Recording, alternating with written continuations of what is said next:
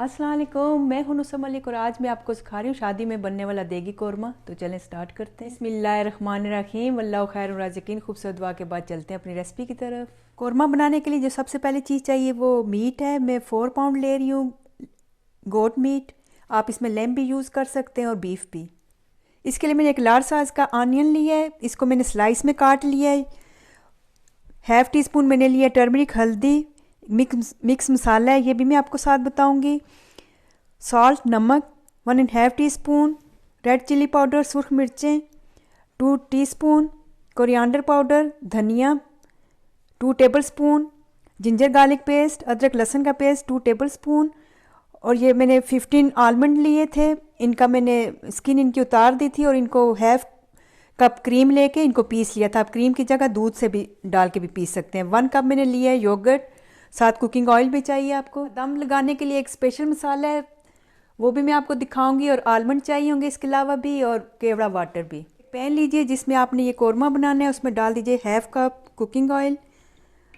आप cooking oil और घी भी डाल सकते हैं और मिक्स करके भी डाल सकते हैं। मैं इसमें कुकिंग ऑयल यूज़ कर रही हूँ।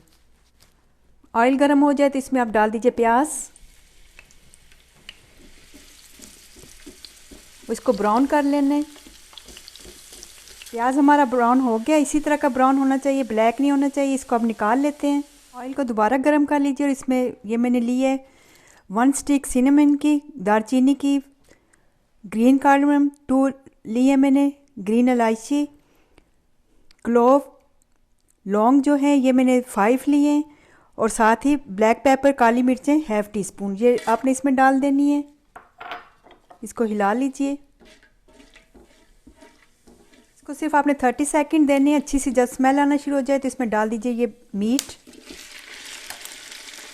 और इसको आपने 5 मिनट तक अच्छे तरीके से इसका कलर चेंज होने तक भून लेना है। आंच इसकी आपने हाई रखनी है, स्लो पे नहीं पकाना इसको। अब इसके बाद आप डाल दीजिए, 5 मिनट हो गए मुझे, डाल दीजिए जिंजर गार्लिक पेस्ट, ये फ्रेश मैंने लिया है। ये डाल के भी आपने 5 मिनट और भूनना है इसको। 5 मिनट हो गए जिंजर गार्लिक डाल के मुझे भूनते हुए। अब इसको कवर कर देते हैं ताकि जो मीट है अपना वाटर रिलीज़ कर दे, और जब तक ये मुकम्मल तौर पे ड्राई ना हो जाए वाटर, उस वक्त तक आपने इसको कवर रखना है। साथ साथ चेक भी करते रहें, और उसके बाद मैं दिखाऊंगी आपको नेक्स्ट स्टेप। ये गोश्त का पानी जो है अच्छे तरीके से ड्राई हो चुका है। आपने इसको मसाले डालने से पहले अच्छे तरीके से ड्राई कर लेना है। तो अब इसमें डाल देते हैं हम बाकी मसाले। सूखा धनिया, हरी मिर्चें, सुर्ख मिर्चें और हल्दी, ये डाल के पहले आपने मिक्स कर लेना है। जब ये मसाले अच्छे तरीके से मिक्स हो जाएं तो अब इसमें आपने डाल देना है 1 कप जो योगर्ट बताई थी मैंने।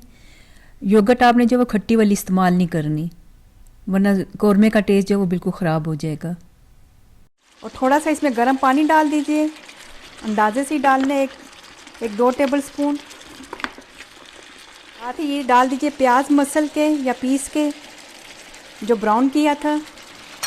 सॉल्ट अभी नहीं डालना, अगर सॉल्ट आप पहले डाल देंगे तो गोश्त अच्छे तरीके से गलेगा नहीं।